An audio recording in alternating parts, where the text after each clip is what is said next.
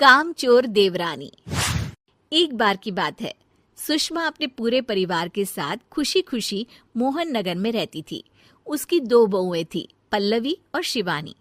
एक दिन दोनों बहुएं रसोई में काम कर रही होती है कि तभी उनकी सास सुषमा उन्हें बुलाती है। अरे बहू, जरा इधर तो आना। शिवानी, जरा जाकर देखना सासू माँ क्या कह रही हैं। दीदी, आप ही देख लो ना जाकर, आपको भी तो सुनाई दे रहा है। अरे मैं आटा गूंद रही हूँ ना, तुम चली जाओ। हाँ, तो मैं भी तो सब्जी काट रही हूँ ना दीदी। अरे बहू, जल्दी आओ। ओह, ये तो जाएगी नहीं, मैं ही जाकर देखती हूँ कि क्या करना है। पल्लवी सुषमा के कमरे में जाती है। जी मम्मी जी, क्या हुआ? शाम को घर पर कुछ मेहमान आने वाले हैं, तो तुम अच्छा सा खाना बना लेना बहू। ठीक है मम्मी जी, आप बता दीजिए क्या क्या बनाना है और कितने लोग आ रहे हैं। सुनील की मौसी जी और उनका पूरा परिवार आ रहा है। कुल मिलाकर 3 लोग और हमें मिलाकर हुए 9 लोग। तो अभी से ही तैयारी करना शुरू कर दो। और हाँ, घर की सफाई भी कर देना, हाँ, अच्छे से। जी मम्मी जी, सब काम हो जाएगा, आप चिंता मत कीजिए। पल्लवी शिवानी को घर में मेहमान आने वाले हैं इसके बारे में बताती है। क्या?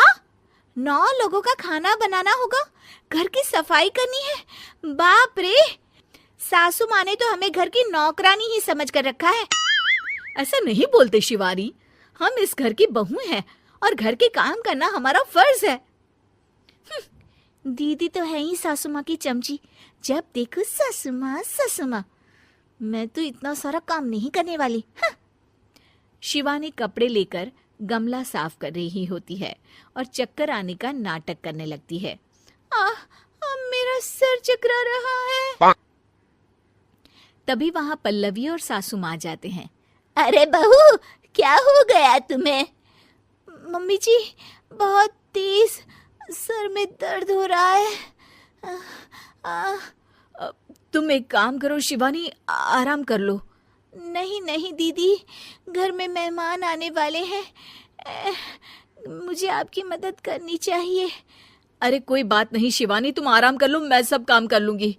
ठीक है दीदी, अगर आप इतना कह रही हैं तो आराम कर लेती हूँ। शिवानी आराम से अपने कमरे में मैगजीन पढ़ रही होती है। इसे कहते हैं आराम की जिंदगी। इतना सारा काम। चलो, सारा काम खत्म हो गया, शिवानी को देख आती हूँ।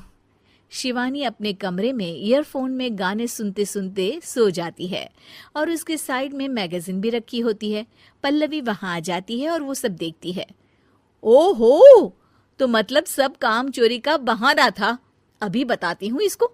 घर का सारा काम मुझे करना पड़ा और ये महारानी यहाँ मैगजीन पढ़ रही है, गाने सुन रही है। पल्लवी रसोई से एक प्लेट और चम्मच लेकर आती है और शिवानी को थाली बजाकर उठाने लगती है। शिवानी अचानक से उठती है। उठ गई महारानी, गाने भी सुन लिए, मैगजीन भी पढ़ ली। तुम तो बहुत बड़ी झूठी निकली शिवानी। तुमने सर दर्द का बहाना बनाया ताकि काम करने से बच सको।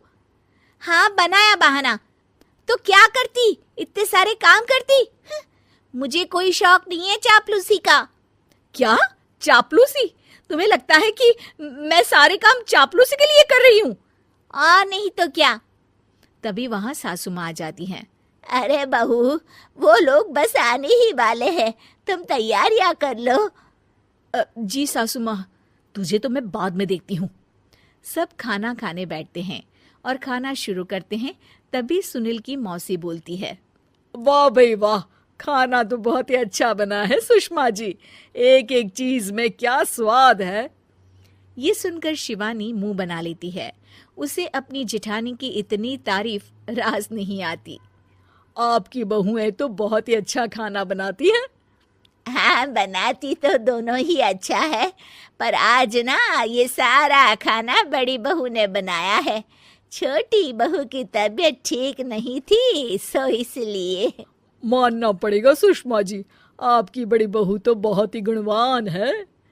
पल्लवी की तारीफ सुनकर शिवानी को जलन होती है। पल्लवी ये सुनकर खुश हो जाती है और शिवानी की तरफ देखकर उसे चिढ़ाती है। कुछ देर बाद मेहमानों के जाने का वक्त हो जाता है। मौसी जी सबके लिए उपहार लाई होती है। वो सबको शगुन के पैसे देती हैं और अंत में पल्लवी के पास आती है।